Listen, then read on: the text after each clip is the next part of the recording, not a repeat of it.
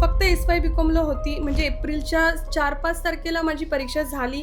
17 एप्रिलला लग्न झालं. म्हणजे ते ग्रॅज्युएशन पण अर्धवट असताना लग्न झालंय. किती वय होतं आपलं लग्न झालं तर? माझं लग्न 19व्याच वर्षी झालंय. कारण की मी टिपिकल आगरी समाजातली मुलगी आहे. ओके. पण स्वामींनी जर मला निवड केली आहे तर त्याच्या मागे तेच मला तारतील हे मला खात्री होती. तो म्हणजे जेव्हा बालसंस्कार वर्ग येतात ते तुमच्या घराच्या समोरच आहेत. माझ्या घरातच आहे. म्हणजे माझा बंगला आहे. वरती मी राहते. ग्राउंडला कमर्शियल माझे शॉप्स आहेत. तर सुरुवातीला म्हणजे तुम्हाला सांगते त्याच पालकांनी स्वामींचं मठ आहे बाजूला. तर त्या मठामध्ये सांगितलं की वैशाली जामगरे संस्कार वर्ग घेतात. तर सुरुवातीला सगळ्यांना मोठा प्रश्न, वैशाली जामगरेंची सून बरं. त्यांच्या घरात आता जामगरे बोलले की फेमस होते की खाणारे पिणारे आणि ह्यांच्याकडून संस्कार काय घ्यायचे की जिथे घरामध्ये फक्त सकाळ शिव्यांपासून होते रात्र शिव्यांपर्यंत, हा असं कुठेतरी वातावरण घरामध्ये. आणि त्यांनी पाहिलं त्यांच्यापेक्षा जास्त तर स्वामी बघत होते. कारण की मागे स्वामी बसले होते आणि मी इथे बसून वर्ग घेत होते तर मागे स्वामी बसलेले होते. तर स्वामी बघत होते ही पोरगी कशी सेवा देते, कशी काय वगैरे. तर कुठेतरी तो खूप मोठा आशीर्वाद म्हणतात ना की मडकं ओलं असलं की त्याला छान वळण दिलं की ते व्यवस्थित होतं. जर तेव्हा त्याला व्यवस्थित वळण दिलं तर मडकं नाही होत. तर तसंच एकंदरीत लहान बाळ जे असतं ना 1 ते 5 वर्षाचं, तेव्हा जर त्याला आपले आध्यात्मिक जवळजवळ शाळेचे ऍडमिशन 150 पर्यंत गेलेले आहेत. संस्कार वर्गाचे ऍडमिशन म्हणजे जूनमध्ये कमी असतात पण ते मार्चपर्यंत वाढतात. मी वाटते असं झालंय आज जवळजवळ 15 शिक्षिका माझ्याकडे आहेत शाळेमध्ये सध्या. बालसंस्कारामध्ये 4 जणी आहेत. त्याच्यानंतर स्वामी प्रतिष्ठानमध्ये जी सेवा देतो तिथे अनेक जे पालक म्हणून येतात त्यांना प्रशिक्षण देऊन त्यांना शिक्षिका म्हणून 4 जणी तिथे तयार झालेल्या आहेत. कारण की टॅक्सीवाल्याचा आणि माझा संबंधच नाही. त्याने मला खूप लांब सोडली होती. त्याला मी सांगितलं पण नव्हतं मी मठात चालली आहे. मी फक्त लोकेशन टाकलेलं होतं सेना भवन पासून मठ बऱ्यापैकी लांब आहे. त्याने सेना भवनची ते उतरवली आणि गेला. तर तो आला, मॅडम ये आपका कुछ इम्पॉर्टंट होगा, आप भूल गए. म्हणजे मठाच्या खाली उतरली आणि म्हणजे मला 2 मिनिटं मी तिथेच रडायला लागली की आज जर ही पिशवी माझी गेली असती तर मला आता मी पुढची ट्रीटमेंट कशी केली असती. बरोबर. स्वामींनी त्यांच्या रूपात त्याला माझ्याकडे पाठवलं. स्वामीच आले होते तेव्हा. तर हे बघता बघता बऱ्याचशा पालकांनी मला हे सांगितलं, मॅडम तुम्ही छान मुलांना हँडल करतात, तुम्ही प्री-स्कूल चालू करा. प्री-स्कूलची ओनर आहे किंवा फाउंडर, प्रिन्सिपल, शिक्षक, त्याच्यानंतर चाइल्ड काउन्सलर आहे किंवा सामाजिक आणि आध्यात्मिक क्षेत्रामध्ये जी सेवा देतीये, हे सगळं जी ओळख आहे ती फक्त आणि फक्त स्वामींमुळे शक्य आहे. बरोबर.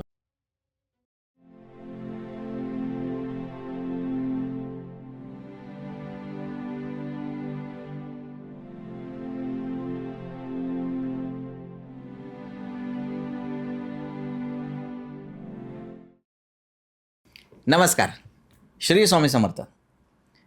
मी कुणाल शिंदे आपला स्वामी भक्ती केंद्र या यूट्यूब चॅनलमध्ये सहर्ष स्वागत करतो. मित्रांनो, नेहमीप्रमाणे आपण आपल्या चॅनलला प्रतिसाद देता त्याच्याबद्दल लाख लाख धन्यवाद. मित्रांनो, आज जे आपल्यासोबत गेस्ट उपस्थित आहेत त्या एक गृहिणी आहेत आणि सोबतच एक शिक्षिका आपण म्हणू शकतो.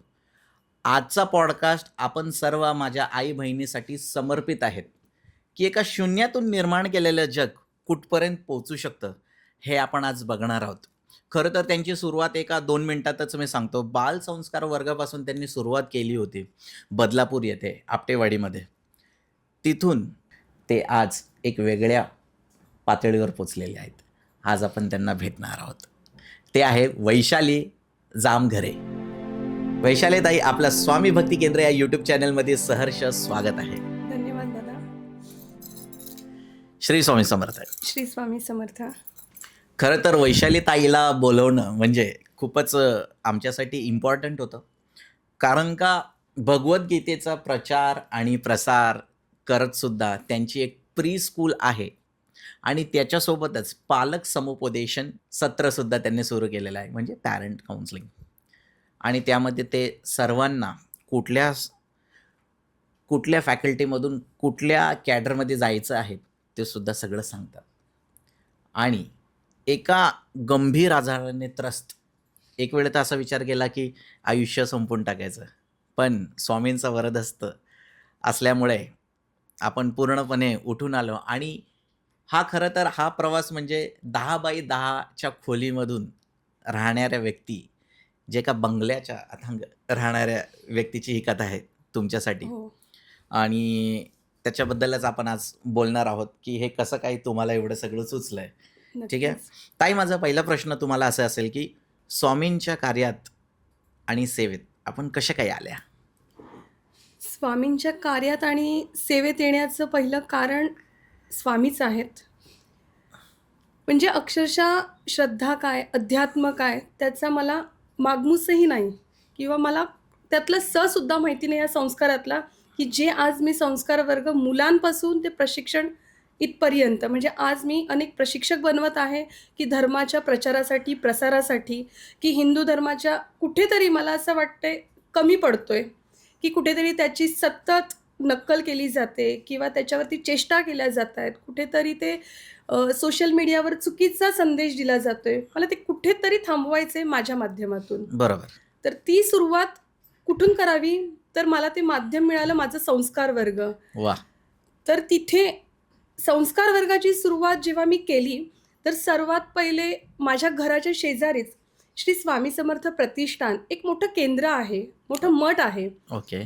तर छोटीशी सुरुवात होती. अगदी मी फक्त त्या शिक्षिका होत्या माझ्या, ज्या गुरु आहेत, की ज्यांच्याकडून मी शिकली. माझ्या मुलीला पहिले मी ज्यांच्याकडे सोडवलं. तर त्यांनी मला विचारलं, "तू मला जॉइन होशील का?" पण माझ्यासाठी ॲक्च्युली हे जे होते 2008 साली माझं लग्न झालं आणि 2008 ते 15 सालापर्यंत थोडासा काय म्हणता येईल एक टिपिकल सासूरवाशीण असते, हं. तो काळ होता. किती वय होतं आपलं लग्न झालं तेव्हा? माझं लग्न 19व्याच वर्षी झालंय. हो, कारण लवकर की मी झालं. टिपिकल आगरी समाजातली मुलगी आहे. ओके. घरामध्ये आम्ही 3 भावंड, आई-वडील. हां. आई-वडील जास्त शिक्षण नसल्यामुळे अन्न, वस्त्र, निवारा हो. या मूलभूत गरजा त्यांच्या फक्त ह्या 3च. बरोबर. शिक्षण ही गरज आहे हे हां. त्यांना त्याचं एवढं महत्त्व नव्हतं आणि परिस्थिती सुद्धा नव्हती. मुख्य मुद्दा म्हणजे हं. अभ्यासात हुशार होती, शाळेत हुशार होती. म्हणून त्यांनी कधी असं म्हटले नाही शिकू नको.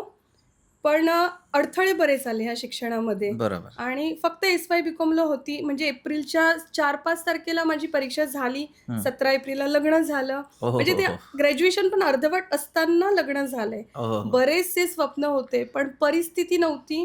त्याच्यामुळे मोठी असल्यामुळे घरात जबाबदारी होती. करेक्ट. आई-वडील शिक्षित नसल्यामुळे, अडाणी असल्यामुळे म्हणता येईल किंवा पुरेसा पगार नव्हता. हो. त्याच्यामुळे कसं अन्न, वस्त्र, निवारा ह्या मूलभूत गरजा आमच्या भागवत होते. मग कुठेतरी स्वप्न बाहेर कधी काढले नाही. ते फक्त मनातच ठेवले बरोबर. आणि परमेश्वराचे आभार मानत होतो, की जे आहे आयुष्य ते तुमच्या आशीर्वादाने तुम्ही जे आमच्यासाठी रचलेलं आहे, जेवढी आमची क्षमता आहे, तुम्ही आमच्यासाठी जेवढं नियोजलेलं आहे, ते आम्हाला मिळेल. हेच कुठेतरी खूप पॉझिटिव्ह थॉट होते मनामध्ये आणि ते करून स्वामी मठातून जेव्हा पहिल्यांदा मला विचारलं, की "इथे तू संस्कार वर्ग सेवा चालू करशील का?" पहिली गोष्ट तर मी स्वतः सुरुवात केलीच नव्हती. मी कोणाकडे तरी शिकवायला जात होती. ओके. आणि शिकवायला जात होती आणि तिथून डायरेक्ट स्वतः शिकवणं माझ्यासाठी हा थोडासा म्हणजे प्रश्न पडला, की आपण कशी ही जबाबदारी निभावू? पण स्वामींनी जर मला निवड केली आहे, तर त्याच्यामागे तेच मला तारतील हे मला खात्री होती. बरोबर. आणि तिथून हा प्रवास सुरू झाला. Very nice. All good. बरं, हा जो बाल संस्कार वर्ग आहे, यामध्ये आपण काय काय लहान मुलांना शिकवता? आता मंत्र मुळात वगैरे? हां, संस्कार झाला, संस्कृत तिथे श्लोक स्तोत्र येतात, योगासनं येतात. हो. आपल्या धर्माची किंवा अध्यात्मामध्ये संस्कृतच्या श्लोकांच्या उच्चारामुळे मुळात जीभ, टाळू ह्या सगळ्या गोष्टी तिथे जोडलेल्या आहेत. तिथे उच्चार स्पष्ट होतात, पाठांतर चांगलं होतं आणि हे सगळं स्वामींनी म्हणजे नियोजलेलं होतं, वेळ येऊ दिली. संस्कृत हा विषय नव्हता माझा शाळेचा. बरोबर. 10वी पर्यंत मला संस्कृत नव्हतं. पुढे मी कॉमर्स घेतलं त्याच्यामुळे हो. संस्कृतचा मला सुद्धा माहिती नव्हता. त्याच्यामुळे उच्चार काय ते सुद्धा स्वामींनी करून घेतलं हं. आणि खरंच त्यांची कृपा आहे. आज मी हे तुम्हाला वारंवार माझ्या प्रत्येक वाक्यात सांगेल हो. स्वामींची कृपा आपण काय असते. संस्कृताचं शिक्षण सुद्धा घेतलंय ना? हे मी तेच म्हणजे काय झालं, की शाळेमध्ये संस्कृत विषय नव्हता हो. आणि नंतर जसं कोविडमध्ये तुम्हाला म्हटले की गीता परिवारकडून एक छान उपक्रम चालू केला भगवद्गीतेचा प्रचार प्रसारासाठी. ऑनलाईन होतं हे सगळं शिक्षण. तर तिथे मला माझ्या एका मैत्रिणीकडनं लिंक आली की भगवद्गीता आपल्याला शिकायची आहे आणि खरोखर म्हणजे तिथून मी संस्कृत शिकायला सुरुवात केली. जवळ-जवळ 2 वर्ष मी तिथे शिकली वाह! आणि शिकली तर एक असतं ना की गुरुदक्षिणा काय? तर मग मी त्यांच्याकडून जे शिकली त्याचा सगळा वारसा आज मी संस्कार वर्गाला वापरते आणि त्यामुळे गुरुदक्षिणा म्हणून ना मी तिथे टेक्निशियनची सेवा चालू केली. 4 वर्ष सलग मी सेवा दिली तिथे. वाह! वाह! वाह! वाह! वाह! खूप छान. म्हणजे खूप बऱ्यापैकी चांगलं काम आपण केलेलं आहे. बरं आता मी स्पेसिफिक एक विचारतो, म्हणजे जेव्हा बालसंस्कार वर्ग येतात, ते तुमच्या घराच्या समोरच आहेत. माझ्या घरातच आहे. म्हणजे माझा हां. बंगला आहे. हो. वरती मी राहते. ग्राउंडला कमर्शियल माझे शॉप्स आहेत. हो. तर सुरुवातीला म्हणजे मी तुम्हाला सांगते, पहिली गोष्ट संस्कार वर्ग मी माझ्या घरात सुरुवात केली. हां. 2015 साली मी माझ्या मुलीला जिथे संस्कार वर्गात टाकलं होतं, हं. तिथून मग विचार केला माझ्या मुलाला पण तिथेच घालायचं. बरोबर.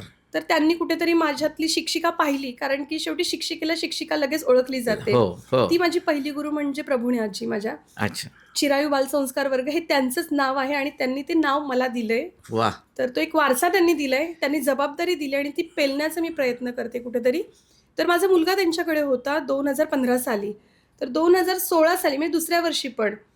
तर मला त्यांनी विचारलं, "तू करशील का?" तर सुरुवातीला माझी इच्छा होती, कारण की एवढी सुंदर संधी आली, कारण की शिक्षणाची आवड.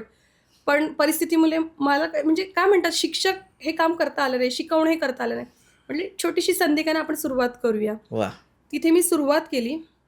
पण जसं तुम्हाला म्हटली, की जो 2008 ते 2014 किंवा 15 पर्यंतचा काळ, जो खडतर काळ, तो मी पुढे सांगेलच. हो. कशातून सुरुवात आणि 26 मध्ये कुठपर्यंत आलेली आहे. हो, हो, हो. तर दिवाळीच्या पिरियडमध्ये मी जॉइन केलं. सासऱ्यांनी लगेच 2 दिवसात सांगितलं, "घरातली कामं कोण करेल?" बरोबर. घरातले सासू होती. ॲज ती तर युजुअल सगळेच हां. करतात. हो. की तू 5:30ला जाणार. आमचा चहाचा टाईम आहे. हो. बरं 5:30 ते 7 ची वेळ होती. हो. सकाळचा नाही, दुपारचा नाही, रात्रीचा नाही. 5:30 ते 7 आमचं चहा-पाणी कोण करेल? तर मग मी आजींना म्हटली, "आजी मला माफ करा. हं. मला नाही जमत आहे." तर त्या म्हणाल्या, "ठीक आहे." त्यांनी फोर्स नाही केला की कर म्हणून. पण नंतर काय झालं, की जे 2008 सालापासून म्हणजे जे एक टिपिकल सासूरवाशिणी जे सहन करतात, आता आया-बहिणी प्रत्येकीच्या घरातली व्यथा वेगवेगळी आहे. प्रत्येकीच्या घरात काही ना काही अडचणी आहेत. कोणाला नवऱ्याचा त्रास, कोणाला सासूचा, कोणाला सासऱ्यांचा. कोणी ना कोणी एक घरात भेटतो. हो. तिथे तोंड देऊन जेव्हा आपण पुढे येतो किंवा सहनशीलता तिथे भेटली मला, संयम समजला, सहनशीलता काय, त्या गोष्टी तिथनं शिकली. त्याच्यामुळे मला त्यातनं पण काही असं चुकीचं नाही मिळालं. मी त्यातून त्यांच्या आशीर्वादाने म्हणा, आज छान आहे सगळं. वाह!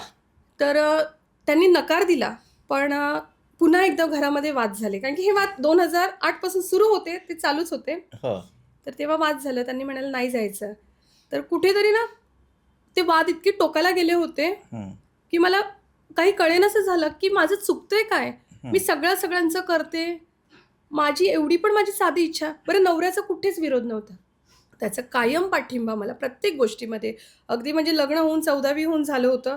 त्याने मला ग्रॅज्युएशनसाठी ॲडमिशन घेतलं. वाह! पण पुन्हा मला घरातल्यांनी थांबवलं, की कशाला? तुला आम्ही घरात कशासाठी आणली आहे? कारण की त्यांना बिनपगार कामवाली हवी होती घरात बघायला गेलं तर. बरोबर, बरोबर. घरकाम कोण करेल? घरातली कामं कोण करेल? तू जाशील कॉलेजला किंवा तू जाशील क्लासला, अभ्यास करशील, मग घरातली कामं कोण करेल? बरोबर. तर मग मी कुठेतरी भरपूर वाद झाले. इतके टोकापर्यंत ते वाद गेले. तर मी नवऱ्याला म्हटले, की "मला आता हे सहन नाही होत आहे. मला आता कुठेतरी थांबवायचं आहे." म्हणजे खरंच. आणि हो. त्यावेळेस मी घराचा उंबरडा ओलांडला, की मला ना आता हे सगळं सहनशक्तीच्या पलीकडे झालंय. त्यांनी सांगितलं, "काम सोड." मी 2 दिवसात सोडलं. बरं मी 5:30 ते 7 या वेळेत जाते, तरी त्यांना अडचण आहे. तरी मी सोडलं. पण एवढं करून सुद्धा म्हटलं त्यांना नाही काही त्याच्यामध्ये चांगलं वाटत आहे. म्हटलं मला थांबायचं आहे. तर मग तेव्हा त्यांनी सांगितले, "तुला आजींकडे शिकवायला जायचं आहे का?" तर कदाचित स्वामींनी माझा तोच खरा टर्निंग पॉइंट आहे आयुष्यातला. बरोबर, तीच माझी बरोबर. ओळख आहे. आज मी जी काय माझी बदलापुरात म्हणा, हं. बाहेर म्हणा, जी काही ओळख आहे ती संस्कार वर्गामुळे आहे. वाह! मी पुन्हा आजींकडे जॉइन झाली. मग म्हणतात ना, मग विरोध पत्करायला शिकली. हो. विरोध करायला शिकली. हे करता कोरोना आला. म्हणजे बरोबर. 2016 पासून 20 पर्यंत 4 वर्ष त्यांनी मला छान ट्रेन केले. मला इतकं सुंदर त्यांनी मार्गदर्शन दिलं, शिकवलं. आणि ह्या पिरियडमध्ये तुम्हाला सांगते की मला अनेक बालसंस्कार वर्गांकडून ऑफर येत होत्या की त्या किती रुपये देत आहेत. मी 800 रुपयापासून सुरुवात केली. त्या 800 रुपये द्यायच्या मला सुरुवातीला. पण स्वामींनी एक गुण दिला की प्रामाणिक राहणं. त्याच्यामुळे मला जेवढ्या ऑफर आल्या ना, त्यांनी मला त्याच्यापेक्षा, पण मला कसं नवऱ्याने सांगितलेलं, आजींकडे जाशील तर कर, दुसरीकडे कुठे जायचं नाही, ही अट होती. दुसरी गोष्ट, मी पैशांसाठी जात नव्हती, की घरात बऱ्यापैकी सगळं व्यवस्थित होतं. मला फक्त माझं डिप्रेशन घालवायचं होतं, म्हणून मला बाहेर पडायचं होतं. कारण की कुठेतरी त्या घरामध्ये ना खूप खचून गेली होती, खूप डिप्रेस झाली होती, कोणाला सांगू शकत नव्हती. नवऱ्याला जर काही गोष्टी सांगते तर घरात वाद होतात, त्याच्या आई वडिलांशी म्हणावा, त्याच्या नातेवाईकांशी म्हणावा, ते सहनशक्तीच्या पलीकडे. कारण की मला कोणाच्या भांडणाचं कारण व्हायचं नव्हतं, म्हणून मी त्यांना पण एक वेळ झाली की त्यांना सांगायचं बंद केलं. आणि असं करता करता कोरोना आला. मी 4 वर्ष छान त्यांच्याकडे अगदी परिपक्व झाली, छान तयार झाली. आणि कोरोना आल्यामुळे आजी म्हणाल्या की आता आपल्याला वर्ग नाही चालू करता येणार. तर मग मी घरी थांबली. कुठेतरी असं वाटलं की थांबलं. मग तेव्हा भगवद्गीतेचे क्लासेस सुरू झाले. मग ऑनलाईन मी ते शिकत होती. विष्णू सहस्त्रनामाचे गीता परिवारने चालू केलेले रामरक्षेचे क्लासेस होते. ऑनलाईन जेवढं शिकता येईल ना ते शिकत होती त्या पिरियडमध्ये. नंतर कोरोनाचा काळ थोडासा थंडावला तर आजी मला म्हणाल्या की वैशाली, मला ना कोविड होऊन गेलाय, कोरोना होऊन गेला आणि आजींचं वय बऱ्यापैकी 85 होतं. तर मग त्या म्हणाल्या की आता मला नाही होत नाहीये आणि होणार पण नाहीये, तर तुझ्याकडे बऱ्यापैकी जागा आहे, तुझा बंगला आहे, बंगल्याच्या खाली छान जागा आहे, तू तुझ्या घरी चालू करतेस का? माझं फक्त माझी एक अट आहे की हे माझं जे नाव आहे चिरायू, हे तू तुझ्या वर्गाला दे. कारण की मी पण बालसंस्कार वर्ग जे चालू केल्यात ते पण मी एक रिटायरमेंट नंतर माझं एक स्वप्न होतं किंवा माझी ती छान ओळख आहे, तर माझं नाव फक्त तुला घे आणि तू चालू ठेव. तर आत्ता याच्यापेक्षा बघा, त्यांच्याकडे माझ्या आधी जवळजवळ 10 ते 12 शिक्षिका आल्या.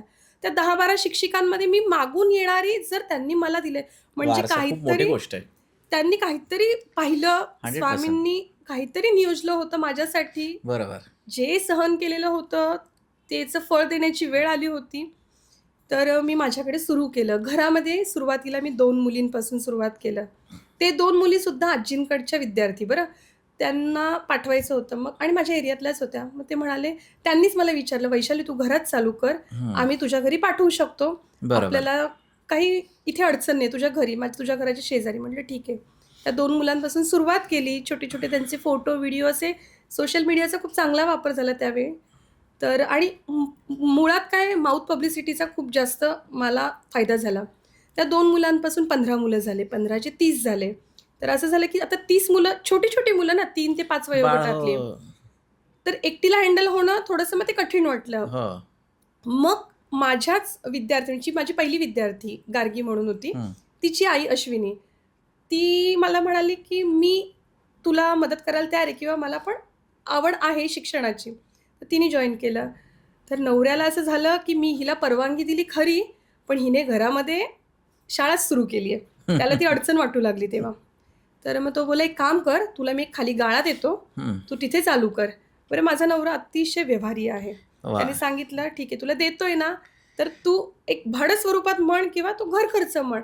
म्हणजे कसं, त्याचं पण म्हणणं बरोबर होतं, एकदम बरोबर, की तुला दिले म्हणजे तू असं नाही. तू जर आता बाहेर जर पुढे सुरू केलं असतं, तिथे भाडं भरलं असतं. तर मग त्याने मला सुरुवातीला एक छोटासा गाळा दिला. तर त्या गाळ्यामध्ये सुरुवात केली. मग नंतर एकंदरीत संस्कार वर्गाचा बऱ्यापैकी चांगला प्रचार झाला. तर मला माझा हे त्याच पालकांनी, स्वामींचं मठ आहे बाजूला, तर त्या मठामध्ये सांगितलं की वैशाली जामगरे संस्कार वर्ग घेतात. तर सुरुवातीला सगळ्यांना मोठा प्रश्न, वैशाली जामगरे, जामगरेंची सून, बरं, त्यांच्या घरात आता जामगरे बोलले की फेमस होते की खाणारे पिणारे, आणि ह्यांच्याकडून संस्कार काय घ्यायचे, हा पहिले. कारण की काय होतं, मी घराच्या खाली कधी उतरली नव्हती पहिल्या 12-13 वर्षात. त्याच्यामुळे मी मुलांना संस्कार देईल की जिथे घरामध्ये फक्त सकाळ शिव्यांपासून होते रात्र शिव्यांपर्यंत, हा असं कुठेतरी वातावरण घरामध्ये, आणि त्यांची सून संस्कार वर्ग घेते. तिथल्या माझ्या आजूबाजूच्या लोकांना पण तो थोडा प्रश्न. पण जी मुलं येत होती ना, त्यांच्या पालकांनी जे पाहिलं होतं, हो करेक्ट. तर त्यांनी मठामध्ये सांगितलं, माझ्या बाजूला मठ होतं, तर तिथे मठामध्ये सांगितलं की वैशाली जामकरेला विचारा. कारण की तिथे ना आमच्या स्वामींच्या मठामध्ये मनशक्तीवाले आधी संस्कार वर्ग घेत होते. ओके. पण मनशक्तीवाल्यांनी काही कारणास्तव बंद केले. तर जे आमचं स्वामी प्रतिष्ठान आहे, की आता जिथे सध्या मी सदस्य आहे, 2026ला आता मी सदस्यपद त्यांनी दिलं आहे संस्कार वर्ग सेवा बघून. वाह! तर त्यांनी मला विचारलं, "तू घेशील का?" तर माझ्यासाठी मुळात मीच सुरुवात केलेली होती आणि तिथे प्रतिष्ठानकडून घेणं माझ्यासाठी खूप मोठी जबाबदारी होती. बरोबर. पण आता ठरवलं होतं, आता बाहेर पडली आहे ना, तर थांबायचं नाही. बरोबर. आणि नवऱ्याने सांगितलं होतं, की "तुला बाहेर जायची परवानगी नाही. तुला जे काही करायचं तू एवढ्या एरियामध्ये करू शकते, ह्या सर्कलमध्ये. डायमीटरमध्ये. घराच्या बाजूला मठ, मठामध्ये वर्ग, घराच्या खाली वर्ग, तेवढ्याच असं रेडियसमध्ये फिरा. फिरा तिथल्या तेवढ्याच भागात." तर म्हणलं चुकीचं नाहीये, म्हणलं आपण करूया.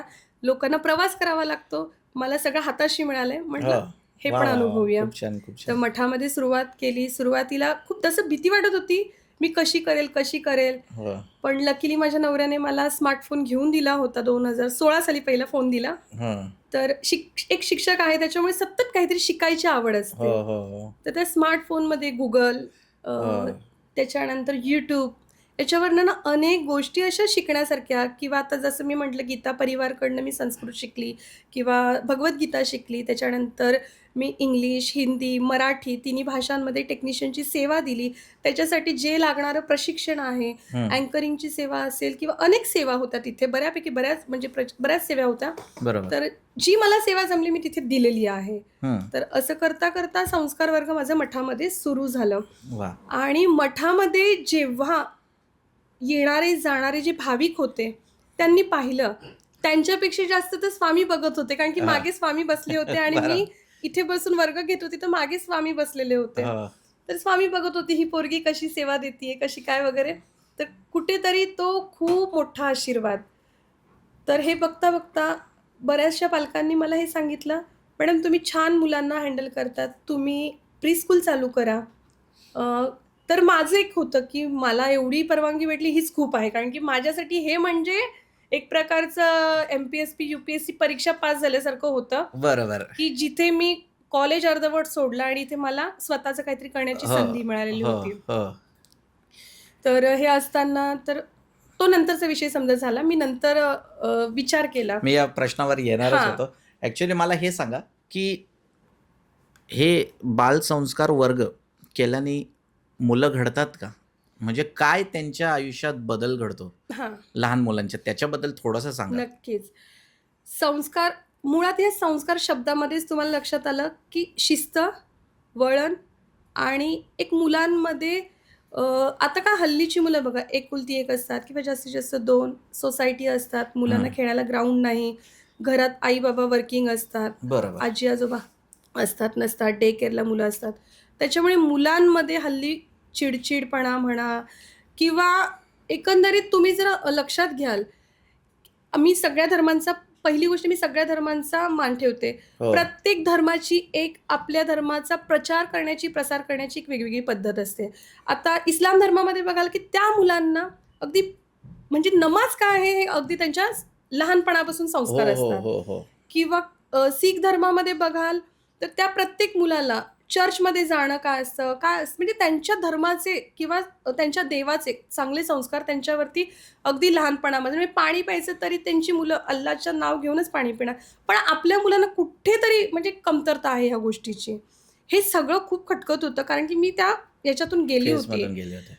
म्हणून मग संस्कार वर्गामध्ये एकंदरीत काय, की लहान मुलांचं जे म्हणतात ना, की मडकं ओलं असलं की त्याला छान वळण दिलं की ते व्यवस्थित होतं. जर तेव्हा त्याला व्यवस्थित वळण दिलं तर मडकं नाही होत. तर तसंच एकंदरीत लहान बाळ जे असतं ना 1 ते 5 वर्षाचं, तेव्हा जर त्याला आपले आध्यात्मिक आणि धार्मिक जर संस्कार आपण वेळेवर केले, आपले जे संस्कार आहेत की गुरुवंदन, सरस्वती वंदन, भूमिवंदन, त्याच्यानंतर आता प्रत्येकाचं आराध्य वेगवेगळं आहे. आता आपण स्वामींचं आपले स्वामी आहेत. स्वामी संप्रदाय आपला. तसं. तर आपल्या गुरूंबद्दल असणारी एक म्हणतात ना भक्ती, श्रद्धा, हे आपल्या मुलांमध्ये तुम्ही नाही बघू शकत, की आपली जी मुलं बघाल ना, की अगदी क्वचित म्हणजे तुम्हाला सांगते 10% मुलं की आता ज्यांच्या घरात श्लोक स्तोत्र बोलली जातात, तर त्याच मुलांना काय आहे या श्लोकांना आणि स्तोत्रामधली शक्ती ती त्यांनाच माहितीये फक्त. पण बाकीच्यांना नाही माहितीये. फक्त काही सण असेल, आपली सण पण कशी सेलिब्रेशन म्हणजे कसं की फक्त एक इव्हेंट म्हणून करून ठेवलेलं आहे. त्याच्या मागे काहीतरी वैज्ञानिक कारणं आहेत, त्याच्या मागे काहीतरी आध्यात्मिक कारणं आहेत. प्रत्येक सण कोणत्या महिन्यात साजरा करावा, कसा करावा, हे अगदी आपल्या पूर्वजांनी इतकं सुंदर रचलेलं आहे. पण कुठेतरी आता ना ते एक त्याचं वळण सोशल मीडियावर खूप चुकीचं जात आहे. आणि मला ते लहान मुलांना आत्तापासून थांबवायचंय. संस्कार वर्गामध्ये कसं होतं की मी मुलांना लहानपणापासून 5:30ला मुलं येतात. आल्यावरती पहिली गोष्ट काय, मुलांना एकत्र खेळायला आता गार्डन राहिलेलं नाहीये किंवा मैदान राहिलेलं नाहीये. तर 15 मिनिटं माझी मुलं छानपैकी माझ्या शाळेच्या आवारात खेळतात एकत्र. त्याच्यामुळे त्यांच्यामध्ये काय होतं की जे सहज त्यांना घरी मिळतं ना, तिथे मी त्यांना लाईन लावायला लावते. तुला घसरगुंडी खेळायची, तिथे लाईन लाव. तो एक संयम किंवा त्यांना की माझी टर्न यायची वाट बघणं हे काय असते हे तिथे कळतं. 5:30 ते 5:45चा तो एक वेळ गेला. 5:45 ते 6 मध्ये त्यांना आम्ही मुलांना योगासनं, पूरक हालचाली, ओंकार ध्यान या गोष्टी शिकवतो. त्याच्यामुळे काय होतं, त्यांचं मेडिटेशन होतं. कुठेतरी जो चंचलपणा असतो त्या शरीरातला तो कमी होतो त्यांच्यात. बरोबर. आणि त्यानंतर शिथिलता आल्यामुळे काय होतं, ते जे काही श्लोक 6 ते 6:20 मध्ये मी त्यांच्याकडून श्लोक स्तोत्रांचं पठण करून घेते. ते करून घेतल्यामुळे ना त्यांचं पाठांतर क्षमता खूप छान, स्मरणशक्ती, पाठांतर खूप सुंदर होतं. म्हणजे तुम्हाला सांगते, मी माझे पाठणे होते एवढ्या माझ्या मुलांचे 8 दिवसात श्लोक पाठ होतात. मग एका होतं 20 मिनिटानंतर त्यांचा स्टॅमिना संपतो, कारण की त्या मुलांना घरी सवयच नाहीये ना एका ठिकाणी बसण्याची. सतत इथून उड्या मार तिथे, तिथून उड्या मार इथे, हातात मोबाईल घे, स्क्रोल कर, हाच त्यांचा काय तो घरातला दिनक्रम. तर मग त्यांना 6:20 ते आम्ही 6:45 पर्यंत त्यांच्या आवडीच्या ऍक्टिव्हिटीज घेतो. आता आषाढी एकादशी येते किंवा गुरुपौर्णिमा येते, तर ते त्यांना भजन शिकवणं, कीर्तन करून घेणं, ही ऍक्टिव्हिटी एक झाली. त्याच्यानंतर गुरुपौर्णिमा येते, तर माता पितांचा आदर कसा राखावा, पहिले गुरु आपले कोण, मातृपितृपूजन काय असतं, हे पूजन त्यांच्याकडून येतं. त्याच्यानंतर कधी कधी त्यांना बोलायचा कंटाळा येतो, उड्या मारायचा कंटाळा येतो, मग त्यांच्या आवडीच्या ऍक्टिव्हिटी, कधी ड्रॉइंग असते, क्राफ्ट असते. आणि आता माझ्याकडचा संस्कारांना खास भाग म्हणजे भातुकली, की आपल्या लहानपणी आपण कशी छोटी भांडी कुंडी करायचो, त्याच्यात स्वयंपाक करायचो, ते एक आम्ही संस्कार वर्गात मी मुलांकडून करून घेते की तुमचे आई बाबा आम्ही काय करायचो, आमचं बालपण कसं गेलंय, तर हे असं गेलंय, हे असे वेगवेगळे. त्याच्यानंतर आपले पारंपरिक खेळ येतात त्याच्यामध्ये. आणि मग शेवटचा उरतो 6:45 ते 7चा वेळ, तेव्हा त्यांच्याकडनं शुभम करोती संस्कृत आणि मराठीमध्ये, की हे जे रोज बोललेच पाहिजे, की सकाळी उठल्यापासून तुझा दिनक्रम कसा पाहिजे, तर तू घरी रात्री झोपेपर्यंत देवाचे आभार कसे मानले पाहिजे, हे संस्कार वर्गात मी देण्याचा प्रयत्न करते. खूप जबरदस्त. म्हणजे बाल संस्कार वर्ग म्हणजे हे असणं खूप गरजेचं आहे. इवन हल्ली आमच्या मठात पण सुरू होतं ते, पण पालक कसे रविवारी काही लोक नॉनव्हेज डे, व्हेज डे, तर मुलांची बाळांची संख्या थोडी कमी जास्त होत राहते. आणि आमचे मुलं तर सकाळी उठल्या उठल्या मोबाईल मागतात. ते हे कुठेतरी थांबलं पाहिजे, मला तरी असं वाटतं. आणि खरंच आहे, आपण जे कार्य करतात ते उत्कृष्ट आहे. म्हणजे खरं सांगू तर शब्द नाही आहे मला, की एवढं मोठं कार्य स्वामींनी तुम्हाला सोपवलं आहे. आणि खरं तर स्वामी तुमच्या जे मागे बसून जे तुम्हाला बघताय, तुमची जी मेहनत आहे त्याच्यावरच सगळं तुम्हाला भेटलेलं आहे. आणि खूप छान आहे, म्हणजे आपण करतात. बरं, यामध्ये फ्री घेता की पेड घेतात तुम्ही? याच्यामध्ये कसं मी दोन्ही प्रकारचे घेते. काय होतं, पेड घेण्याचं कारण पण सांगते, की आता मी रविवारी म्हणजे आमच्या प्रतिष्ठानकडून जे आम्ही मोफत संस्कार वर्ग घेतो, प्रतिष्ठानकडून म्हणजे आमच्या मठाकडून, तर तिथे काय होतं, फुकट आहे ना, मग त्याची व्हॅल्यू नाही आहे.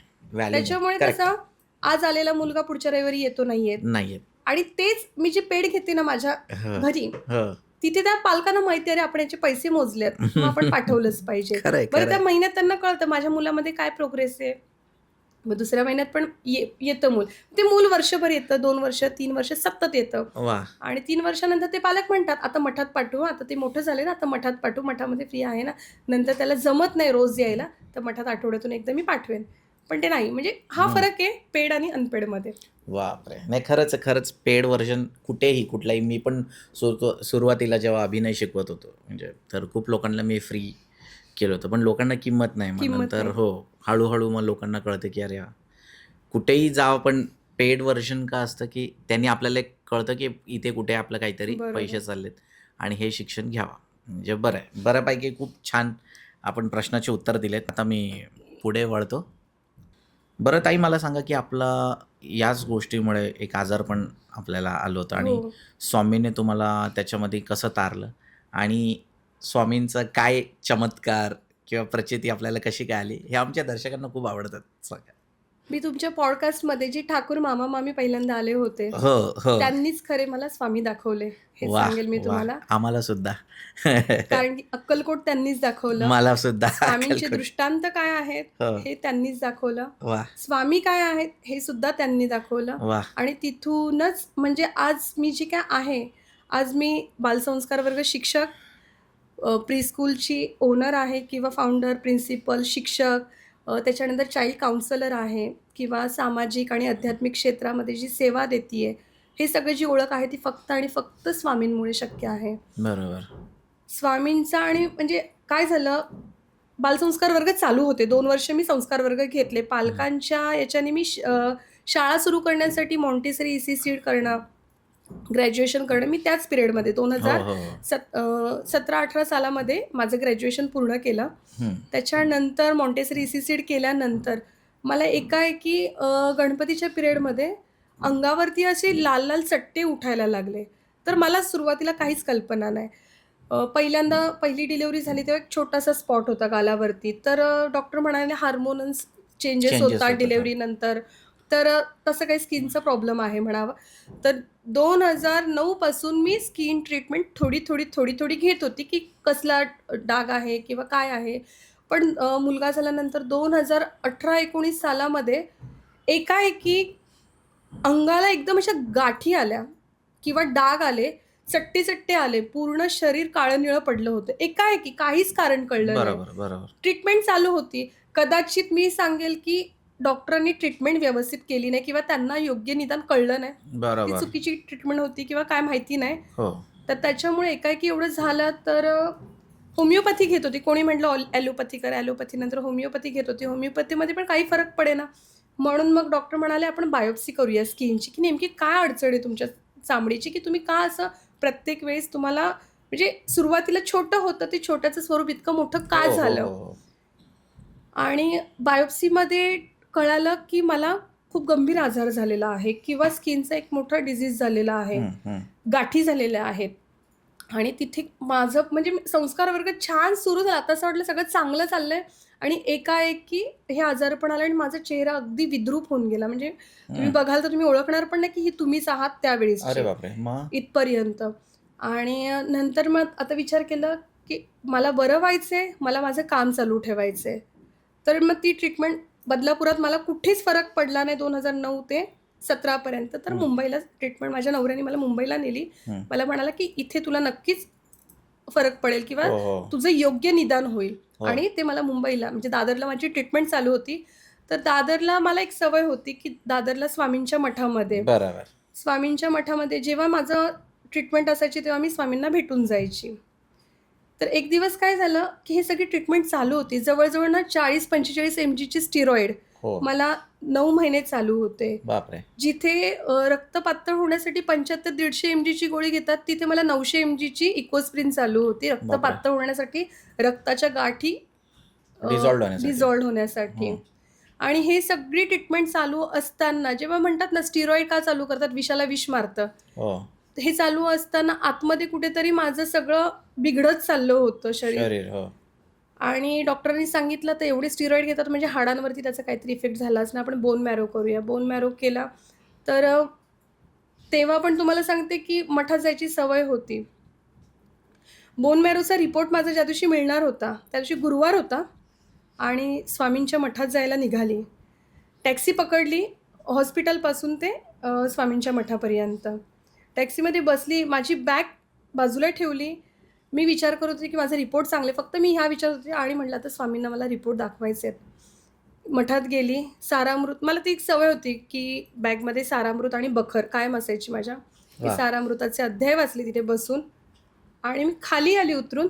तरी मला माहिती नाही की माझी बॅग ही म्हणजे माझी एक रिपोर्टची पिशवी होती आणि माझी हँडबॅग होती. हँडबॅग माझ्याजवळ होती, पण मेन जे रिपोर्ट्स होते की ज्याच्यात माझं सगळी हिस्ट्री आहे ती पिशवी मी टॅक्सीत विसरली होती, की ज्यात माझा रिपोर्ट्स आले होते. काय आहे माहिती नाही, कारण की मी तिथे स्वामींच्या तिथेच उघडणार होती. मठामध्ये गेली तरी मला माहिती नाही की माझे सगळे रिपोर्ट्स, माझी हिस्ट्री गाडीत विसरली आहे.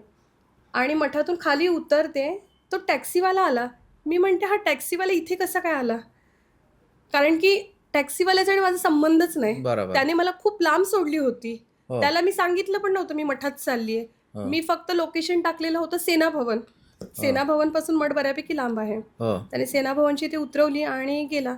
तर तो आला, मॅडम ये आपने आपका कुछ इम्पॉर्टंट होगा आप भूल गए. म्हणजे मठाच्या खाली उतरली आणि म्हणजे मला 2 मिनिटं मी तिथेच रडायला लागली की आज जर ही पिशवी माझी गेली असती तर मला आता मी पुढची ट्रीटमेंट कशी केली असती. बरोबर. स्वामींनी त्यांच्या रूपात त्याला माझ्याकडे पाठवलं.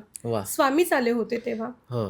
आणि मी पुन्हा स्वामींकडे बघितलं तर स्वामींच्याच रूपात अजूनही त्याचा चेहरा डोळ्यासमोर जात. एवढे टॅक्सीवाले आले गेले पण तो नाही विसरू शकली. स्वामींनी त्याला त्या दिवशी पाठवलं माझी ती पिशवी घेऊन, कारण की त्यांनी पाहिले होते स्वामींनी की माझा हा सेवेकरी अडचणीत आहे.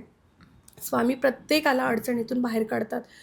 आणि हे असे अनेक अनुभव हे मी माझ्या परिस्थितीतून शिकली आहे की स्वामींनी तेव्हा त्याला आणलं.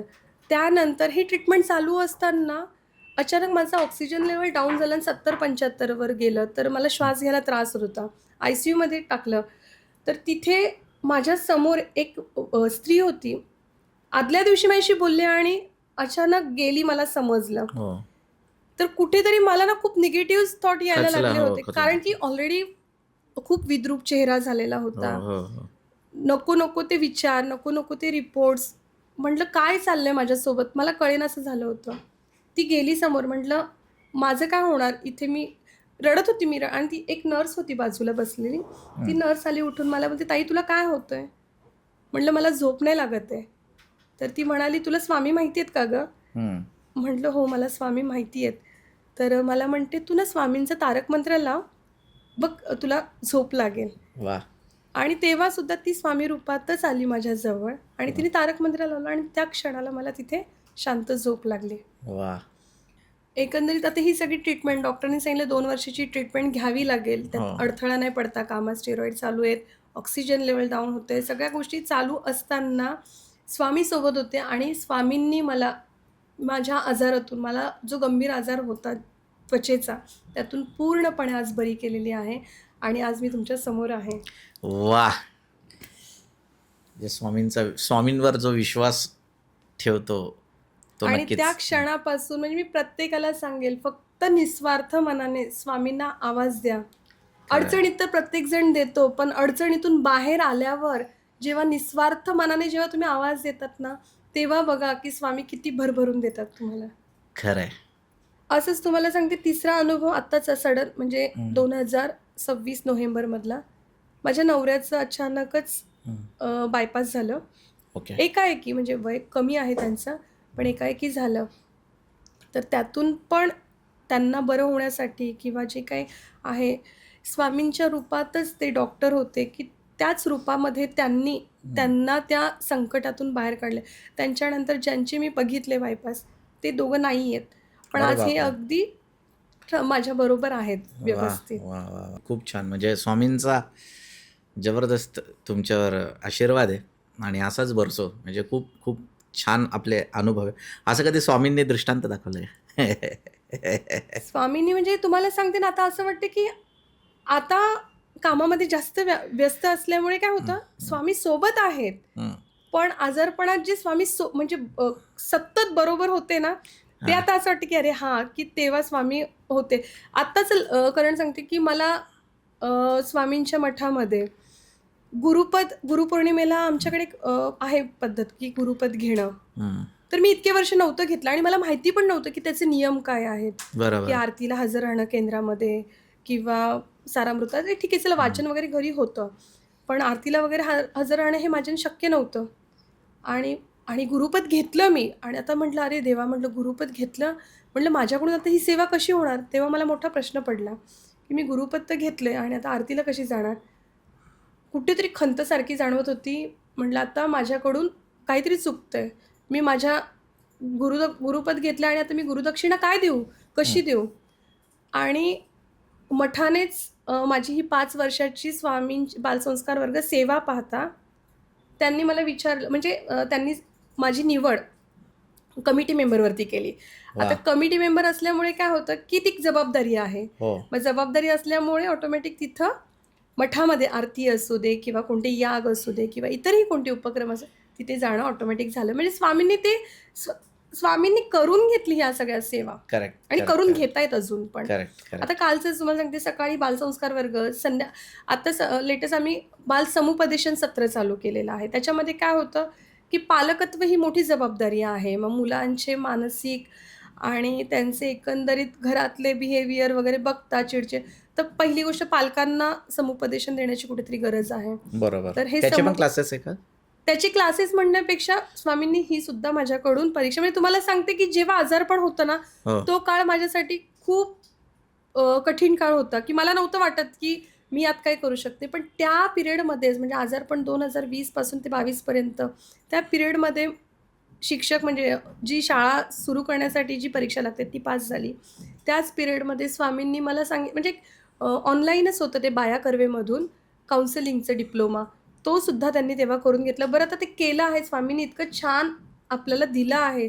शिक्षक व्हायची इच्छा होते आणि स्वतःची शाळा होणं हे स्वामींचा आशीर्वादच आहे माझ्यासाठी. खरंय, एकदम एक्झॅक्टली. आणि तुमच्या सोबत ठाकूर मामा मामी आहेत. ठाकूर मामा, कारण का मामांचे थेट डायरेक्ट स्वामी बोलतात.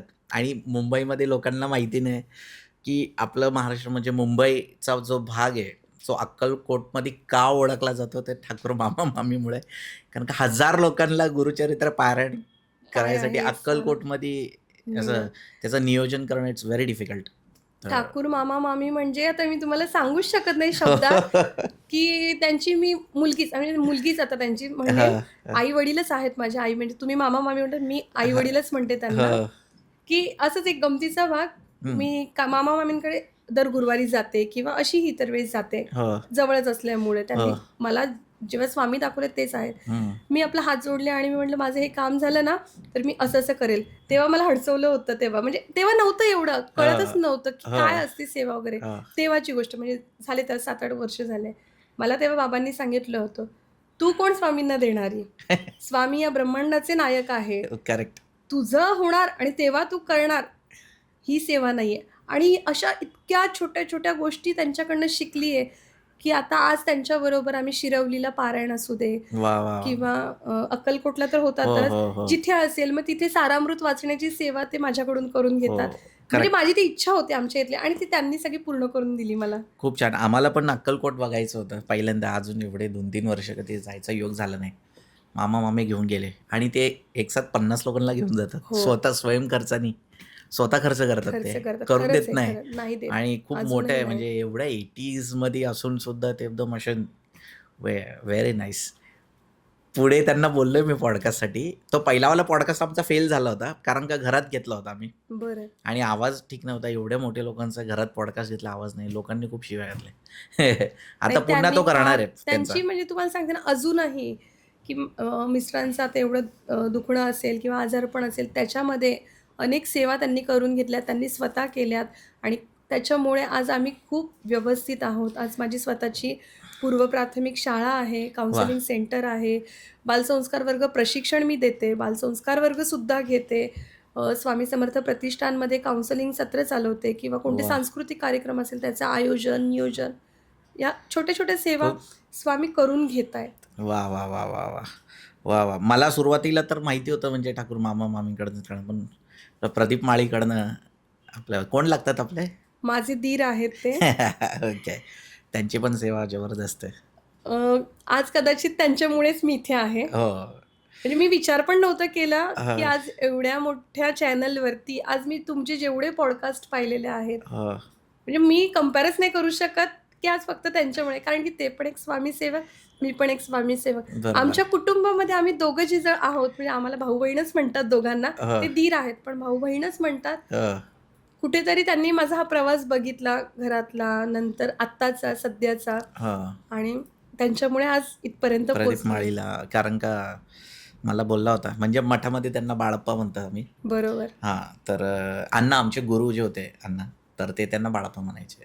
एवढं 30-35 वर्ष स्वामींच्या खूप जवळ आहे ते आणि त्यांच्यामुळे हे सगळं घडतंय. आय एम सो हॅपी आणि त्यांच्यामुळे तुमचं कार्य इतकं छान उभरून आलंय आणि खूप जबरदस्त आहे. म्हणजे तुमची जी कामगिरी आहे आणि तुम्ही जे पॅरेंट काउन्सिलिंग करता ते मला अतिशय ते का आवडलं, कारण का तुम्ही ज्या तुमच्या आयुष्यात जे काही घटना झाल्या त्यामधून झाल्यात. तुम्ही जे सर्व म्हणजे काढून मला एवढंच कळतं, की जीवन संपवणं हा पर्याय नाहीये. बरोबर, सकारात्मक राहणं हा मोठा पर्याय, की बरोबर, स्वामी कुणाचंच वाईट नाही करत. स्वामी प्रत्येकासाठी चांगलंच नियोजलेलं असतं. बरोबर, आपले कर्म असतात, आपले भोग असतात, ते भोगावेच लागतात. ते कुठल्या ना बरोबर, कुठल्या परिस्थितीत कसे, कधी, काय सांगता येत नाही. बरोबर. पण जेव्हा आपण मनापासून श्रद्धेने जेव्हा त्यांना आवाज देतो, हं. तर ते कधी, कसे आपल्या सोबत येतात, कसे असतात, ह्याचा फक्त साक्षात्कार जेव्हा आपण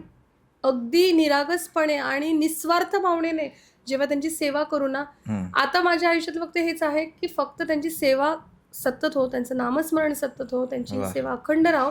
त्याच्या हां. पलीकडे खरंच काही नको. आता असं झालंय. त्यांनी वाह! इतकं भरभरून दिलंय, की 10 बायच्या 10 खोलीतून आज हो. बंगल्यामध्ये ऐस-पैस जीवन. कुठेतरी मला डान्सची आवड आहे, क्लासिकल शिकायची आवड होती. बाबांकडे ₹80 फी भरायला माझ्या नव्हते. बरोबर. आज मी 80 मुलांना सेवा म्हणून शिकवू शकते. आज वाह! शाळेमध्ये ज्या गरजू मुलं आहेत, की त्यांचं शिक्षण मोफत करू शकते. आज जे पालक त्रस्त आहेत मुलांच्या काही गोष्टींमुळे किंवा घरातल्या काचामुळे, आज त्यांना मी काउन्सिलिंग करू शकते. म्हणजे स्वामींचं फक्त मनापासून नामस्मरण करा आणि तुम्ही बघा अनुभव.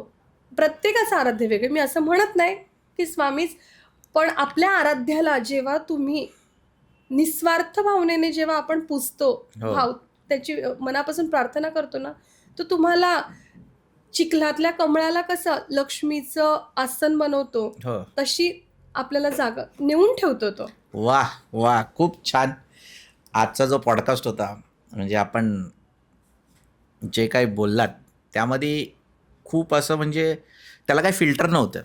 आज जे कोणी पॉडकास्ट हा बघणार आहे, तर त्यामध्ये आपण हे बघा, की खूप लोकं लपवण्याचा प्रयत्न करतात खूप काही गोष्टी आणि तुम्ही न लपवता खूप काही एकदम सरळ साधारण भाषेत छान पद्धतीने आपण सांगितलेले आहेत. सुरुवातीला मी एकटीच होती. त्याच्यानंतर मुलं वाढत गेली. 2 पासून 200 वरती मुलं गेली आणि मग लहान मुलं म्हणले, की आपल्याला शिक्षिका म्हणजे लागणारच. तर ₹800 मी पगार कमवायची. आज मी वाटते असं झालंय, आज जवळ-जवळ 15 शिक्षिका माझ्याकडे आहेत शाळेमध्ये सध्या. आणि बालसंस्कार. बालसंस्कारमध्ये 4घी जणी आहेत. त्याच्यानंतर स्वामी प्रतिष्ठानमध्ये जी सेवा देतो, तिथे अनेक जे पालक म्हणून येतात, त्यांना प्रशिक्षण देऊन त्यांना शिक्षिका म्हणून आज 4घी जणी तिथे तयार झालेल्या आहेत आणि पुढे वाढवत आहोत आम्ही अजून. किती ॲडमिशन्स आहेत आपल्याकडे स्कूलमध्ये? जवळ-जवळ शाळेचे ॲडमिशन 150 पर्यंत गेलेले आहेत. संस्कार वर्गाचे ॲडमिशन म्हणजे जूनमध्ये कमी असतात, पण ते मार्चपर्यंत वाढतात. आता सध्या जून महिन्यामध्ये जे पेड आहेत ते 50-60 मुलं आहेत आणि जे स्वामी प्रतिष्ठानमध्ये आहे ते 100च्या वरती आहेत ॲडमिशन. वाह! खूप छान. ताई, आता तुम्ही म्हणजे इतकं जबरदस्त तुमचं कामगिरी आहेत.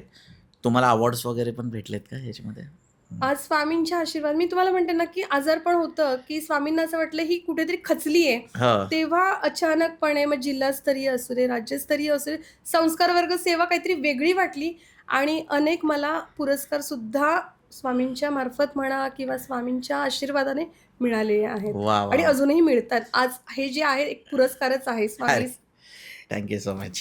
नाही, खूप खूप छान. आपलं काम छान आहे आणि खरंच तुम्ही ज्या पद्धतीने आज जो पॉडकास्ट झालाय, खरं तर म्हणेल की एका गृहिणीने हे सर्वांची अशी कहाणी आहेत, की काहीतरी कुठेतरी प्रवास आपण थांबतो आपला आणि खूप सारे ऑपोझिशन्स आपल्याला येतात. येतात. घरातून येतात, बाहेरून येतात, बाहेरून येतात. मित्रातून येतात, है ना?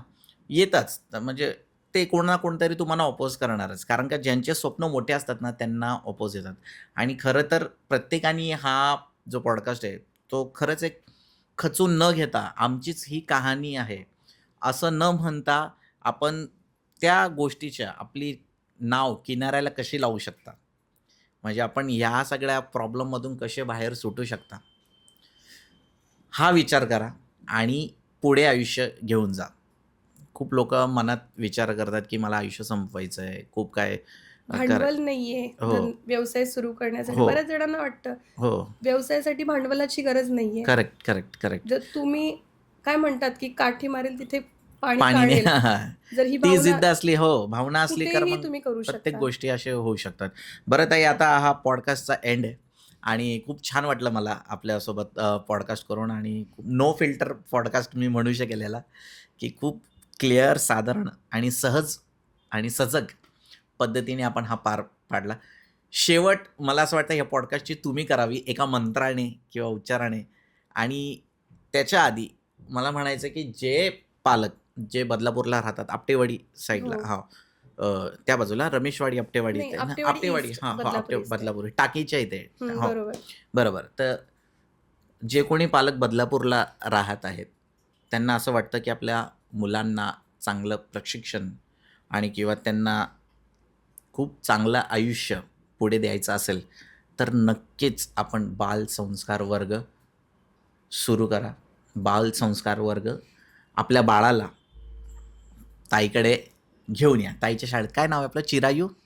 माझ्या संस्कार वर्गाचं नाव चिरायू बालसंस्कार वर्ग आहे आणि शाळेचं नाव माझ्या मुलीच्या नावानं हां. तनिषाज ब्राईट बिगिनिंग, ओके. आणि माझ्या संस्थेचं नाव सिद्धिविनायक एज्युकेशन ट्रस्ट. वा वा वा. तर सिद्धिविनायक एज्युकेशन ट्रस्ट जे आहेत त्यामध्ये बालसंस्कार वर्ग आणि प्री स्कूल्स आहे आणि काउन्सिलिंग एक काउन्सिलिंग सेंटर आहे, आपलं बालसंस्कार वर्ग प्रशिक्षण केंद्र आहे. तर ह्या सगळ्या गोष्टी जर आपल्याला पाहिजे असेल एका ह्याच्यात, तर आपण ताईकडे कॉन्टॅक्ट करा. मी ताईचा फोन नंबर डिस्क्रिप्शनमध्ये देणार आहेत, तर लोक तुम्हाला फोन करतील. बरं, आता पॉडकास्टचा एंडिंग आम्ही श्री स्वामी समर्थनी करतो, पण तुम्ही काहीतरी मंत्र आम्हाला म्हणा आणि ते नक्कीच. आपण सुरू. संस्कार वर्गाची आमची पद्धतच आहे ती. हो हो. अनन्याश्चिंतयन्तो मा ये जना पर्युपासते तेषां नित्याभियुक्तानां योगक्षेमं वहाम्यहम्. असंच आपला योग स्वामी सतत वाहत आहेत, वा वाहत राहणार. वा. श्री स्वामी समर्थ श्री ताई. स्वामी समर्थ. तर मित्रांनो, आपल्याला हा पॉडकास्ट कसा वाटला आम्हाला नक्कीच सांगा. वैशाली ताईंना भरभरून लाईक द्या, शेअर द्या आणि कमेंट करायला विसरू नका, कारण का तुम्ही जर कमेंट करणार नाही तर आम्हाला कळणार कसं. भेटूया पुढच्या पॉडकास्टमध्ये एक नवीन गेस्ट सोबत. तोपर्यंत श्री स्वामी समर्थ.